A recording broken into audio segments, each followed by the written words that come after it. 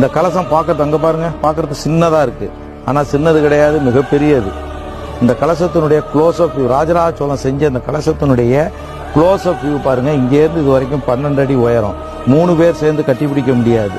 உள்ள பாத்தீங்கன்னா 10 மூட்டை வரகு இருக்கு. ஏன் 10 மூட்டை வரகை ஏன் அதுக்குள்ள வச்சிருக்கான்னு கேட்டீங்கன்னா, எல்லாம் காரண காரியத்தோட. இது விவசாய பூமி. 3லிருந்து 6 மாதம் தொடர் மழை. மழையில பூமியில இருக்கக்கூடிய விதைகள்லாம் அழுகி போயிடும். நீரெல்லாம் வற்றிய பிறகு அந்த விதைகள் 10 மூட்டை எடுத்துட்டு வந்து விவசாயம் பண்ணுவாங்க.